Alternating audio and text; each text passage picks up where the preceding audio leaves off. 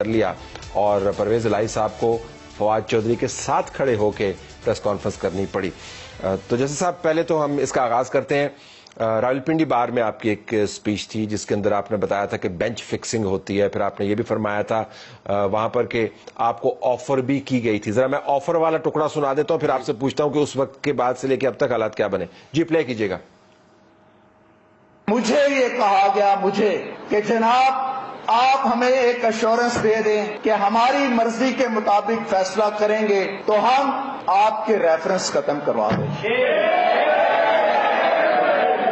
مجھے یہ کہا گیا کہ آپ اگر ہماری مرضی کے مطابق فلاں کیس میں فلاں فیصلہ دیں گے تو ہم نومبر تک نہیں سپٹمبر میں آپ کو چیف جسٹس بنا دیتے ہیں. تو میں نے انہیں کہا کہ میں اپنے ضمیر کو گروی رکھنے سے پہلے ہے کہ میں مر جاؤں.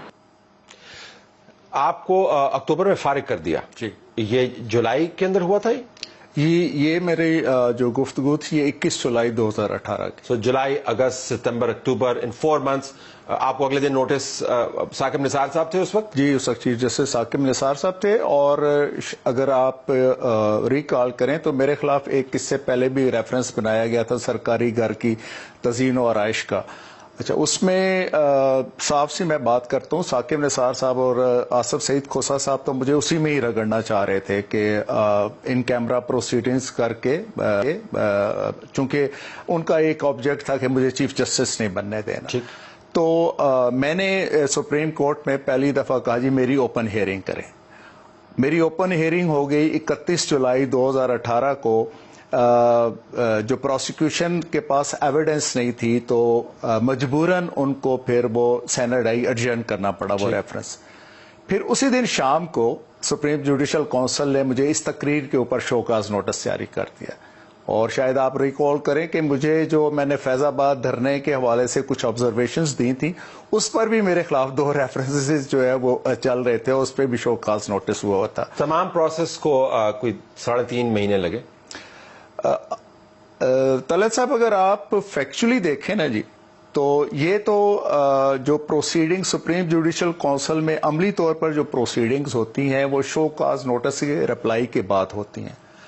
اب شو کاز نوٹس کا میں نے رپلائی دے دیا اور 1 اکتوبر 2018 کو اس کی سماعت رکھی گئی. اور وہ ظاہر ہے جو ہمارے رولز ہیں اس کے مطابق یہ ہے کہ پرسنل ہیئرنگ ہوتا ہے اور اس کے بعد ایک سٹیٹمنٹ آف ایلیگیشن جو ہے وہ سرو کی جاتی ہے, پھر statement of witnesses, list of witnesses وغیرہ دی جاتی ہے. تو مجھے کچھ نہیں بتایا گیا مجھے یا میرے وکیل صاحب کو جی کہ 1 کے بعد اب ہم نے کیا کرنا ہے. آل آف اے سڈن 11 تاریخ کو مجھے 11 اکتوبر 2018 کو سپریم جوڈیشل کونسل کی ریکمنڈیشنز ملتی ہیں. ساتھ ہی میڈیا کے اوپر یہ خبر چلتی ہے جی کہ صدر صاحب نے اس کی منظوری دے دی. یہی صدر الوی جو ہے, یہی عارف الوی صاحب جو ہیں. اور ساتھ ہی پھر یہ بھی وہ جو منسٹری آف لا کی طرف سے ریموول کا نوٹیفیکیشن ہوتا ہے وہ بھی ٹی وی پہ ڈسپلے ہو گیا. سپریم جوڈیشل کونسل سے لے کر صدر صاحب تک اور ministry of law, prime minister secretariat, it took total 40 minutes. 40 minutes to dismiss the potential chief justice of Islamabad high court. Knocked you out. اور اگر آپ وہ مان لیتے تو آپ چیف جسٹس تو بن جاتے نا. وہ جو آپ جی مجھے obviously وہ تو میں نے ویسے تو روٹین میں 26 نومبر 2018 کو بننا تھا.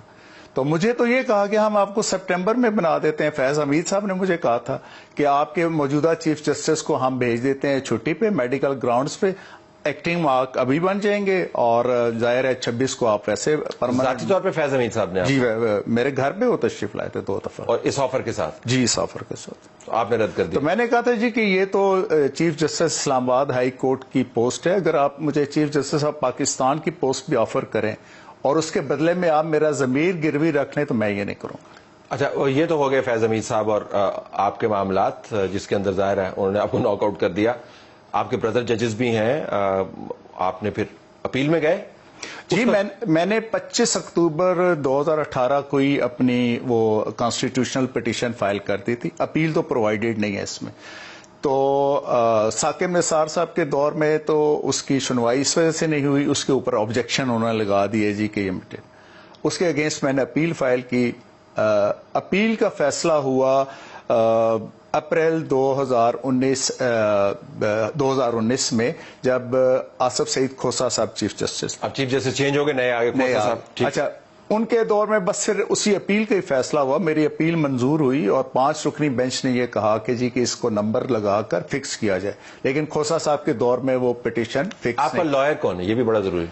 मेरे लॉयर हैं जी हामिद खान साहब, जो जाहिर है मेरे लिए बड़े ही मोहतरम हैं, मेरे जाहिर है उस्तादा में से हैं और बड़ा मेरे जाहिर मोहसिन है वो। He is a lawyer with clout, मतलब ऐसा कोई पुश ओवर लॉयर नहीं है आपका जिसकी सुनीद नहीं है, एक्सेस नहीं है, जानते नहीं है। बिल्कुल नहीं, वो उनका तो माशाल्लाह। अब ये हामिद खान साहब के साथ हो रहा है एक एक्स जज के केस के अंदर। जी बिल्कुल। अच्छा, खोसा साहब भी चले गए, खोसा साहब भी चले गए, फिर जी गुलजार साहब के दौर में पिटीशन फिक्स हुई। वो जो मौजूदा हमारे चीफ जस्टिस साहब हैं उमर अता बंदयाल साहब, इनकी सरबराही में 5 रुकनी बेंच ने काम किया। बस केस का अलमिया ये देख लें कि जब भी कोर्ट ने कोई मामले को एडजर्न करते हुए खुद डेट दी, एक्चुअल डेट दी, कभी उस डेट के ऊपर मेरा केस नहीं लगा। कोर्ट डेट आपको खुद देती है, लेकिन उसके ऊपर तो क्या होता है उस डेट पे? तो नहीं लगा केस, कभी भी नहीं लगा। ये केस कैसे नहीं लगा? व्यूअर्स को ये जानना चाहिए, केस कैसे नहीं लगता। मैं आपको बताऊं, देखें, एक केस होता है जिसमें कोर्ट खुद डेट देती है कि जी ये फलां तारीख को, मसलन आज हम बैठे हैं तो ये कहें जी ये 11 मार्च को हम सुनेंगे ये वाला केस, और वो ऑफिस की जुर्रत ही नहीं है कि कोई केस फिक्स बाय कोर्ट हो तो उसमें वो इधर उधर कर। जाहिर है कोर्ट ने जब खुद कह दिया। अच्छा, एक होता है जी okay ji date in office, वो ऑफिस की मर्जी के ऊपर छोड़ दिया जाता है कि ऑफिस। अब मेरे केस में ये हुआ कि जो हियरिंग में एडजर्न करते हुए कोर्ट ने खुद एक्चुअल डेट दी, उस पर भी केस नहीं लगता था। फिर मुझे नए सिरे से कभी अर्ली हियरिंग की दरखास्तें देनी पड़ती, कभी मुझे खतूत लिखने पड़ते, फिर जाके बड़ा एहसान करके मेरा केस लगाया जाता, फिर आधे पौने घंटे की हियरिंग के बाद फिर ज़ाहिर है वो चला जाता। लास्टली मेरा केस फिक्स हुआ था 13 जून 2022 को। अच्छा, हामिद खान साहब के मुताबिक ये था कि अब हमें सिर्फ जी एक हियरिंग और चाहिए, और उसके बाद अटॉर्नी जनरल साहब ने उसमें बहस कर रहे थे। तो 14 जून के लिए वो केस एडजर्न हुआ, लेकिन 14 जून को हमारे मोहतरम जज मजहर आलम मियां खेल साहब जो हैं वो बीमार पड़ गए।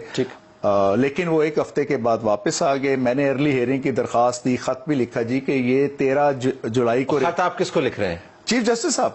ठीक है, कि 13 जुलाई को ये रिटायर हो रहे हैं, तो उससे बेंच टूट जाएगा, उससे पहले केस लगा दें तो थोड़ी सी इसकी रह गई पर सिटिंग, लेकिन नहीं लगा केस। नहीं होता खत बीच में पहुंचा ना, इज देयर अ पॉसिबिलिटी? नहीं, वो तो एक्नॉलेजमेंट भी आ ही जाती है। मैं वैसे प्रोसीजर के लिए जानना चाहता हूं। नहीं, वैसे ये हो नहीं सकता ना। चीफ जस्टिस ऑफ पाकिस्तान को आप एक बाकायदा एक प्रोसीजर के तहत खत लिखें और वो उन तक पहुंचे ना, ये नामुमकिनात में से। आपकी फाइल किधर है इस वक्त? मैं ये जानना चाहूंगा। अक्सर वो कहते हैं जी कि साइल और फाइल अगर साथ साथ ना चले तो फिर आगे तक नहीं। फाइल किधर है?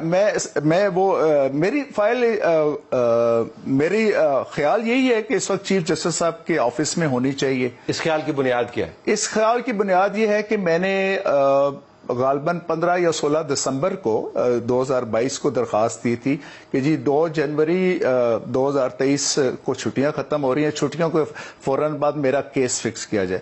ऑफिस वाले यही करते हैं, जब अर्ली हियरिंग की दरखास्त आती है तो उस पर नोट पुट अप करके वो चीफ जस्टिस साहब के पास भिजवाए जाते हैं। आज तक उस अर्ली हियरिंग की दरखास्त के ऊपर कोई तारीख मुकर्रर नहीं हुई, इसलिए मेरा ये गुमान यही है कि वो चीफ साहब के ऑफिस में ही फाइल पड़ी होगी, अभी शायद उन्होंने वो देखी ना हो या उनकी नजर ना पड़ी ना देखने की वजह, क्योंकि आपका एक हाई प्रोफाइल केस है। आप इस्लामाबाद हाई कोर्ट के चीफ जस्टिस बन के वहां से एलिवेट होकर सुप्रीम कोर्ट के अंदर जा सकते हैं, इन्हीं जज साहिबान के साथ बैठ सकते हैं। सो आपका कैरियर अगर देखें, फिर लॉयर जो आपको रिप्रेजेंट कर रहा है, जो मीडिया हाई पे इसके गिर्द, तो ये तो नामुमकिनात में से है कि पता ना हो केस। लेकिन तल्ला साहब, मैं बड़ा एक रियलिस्टिक आदमी हूं और मेरी बड़ी सीधी अप्रोच होती है। 29 नवंबर 2022 तक तो मुझे समझ आती थी। मैं ये समझता था कि शायद मेरे चीफ जस्टिस साहब पे, मेरी कोर्ट के ऊपर, जाहिर है मैं इस कोर्ट का हिस्सा हूं, अब भी इस निजाम का हिस्सा हूं। माहौल मुवाफिक ना हो, कोई दबाव हो, कुछ शायद चाहते हो कि यार अगर हमने रिलीफ दे दिया तो शायद कुछ लोग नाराज ना हो जाएं। لیکن اس کے بعد مجھے سمجھ نہیں آ رہی کہ جنرل باجوہ کے جانے کے بعد، جنرل فیاض حمید کے جانے کے بعد آپ کو سمجھ نہیں آ رہی؟ نہیں، مجھے نہیں سمجھ آ رہی کہ میرا کیس کیوں نہیں فکس کیا جا رہا. کیوں نہیں؟ ویسے کچھ نہ کچھ ذہن میں تو آتا ہوگا. آپ جج ہیں، مطلب یہ ویری دیکھیں میرے ذہن میں ایک sound and great legal mind, کیا ریزن ہو سکتا ہے؟ دیکھیں میرے ذہن میں تو ایک ہی بات آ سکتی ہے، کیونکہ موجودہ چیف جسٹس صاحب کا بہرحال بہت ایک مروت والے انسان ہے. ان کا بہت اچھے ریلیشنز ہیں ثاقب نثار صاحب کے پاس اور کے ساتھ، اور آصف سعید کھوسہ صاحب کے پاس. اور میرا تو کیس ہی میں نے یہی بلڈ اپ کیا ہوا ہے کہ ان دونوں کی بدنیتی شامل تھی مجھے ریموو کرنے میں. شاید چیف صاحب یہ سمجھتے ہوں کہ یار دوست کہیں شرمندہ نہ ہو جائیں، یا کل میں نے انہی کے ساتھ اٹھنا بیٹھنا ہے، رشتہ داری بھی ہے، بچوں سے بھی ادھر ادھر ہوئے ہیں، تو شاید ان کے لیے وہ یہی سمجھتے ہوں کہ یار ٹھیک ہے اس کا کیس تو آنے والا بھی ہو سکتا ہے، سن لے، تو میں تو ریٹائرمنٹ کے بعد انہی میں جانا ہے، تو شاید یہ وجہ ہو. ادروائز تو مجھے کوئی وجہ سمجھ نہیں آتی. ٹچ ٹون آف لا کے اوپر نہیں، touch tone of in laws کے اوپر یہ معاملات ڈیسائیڈ ہو سکتے ہیں، اگرچہ اس کیس کے اندر ہوتا ہے یہ اپلائی نہ کرتا، کوئی اور وجوہات بھی ہوں.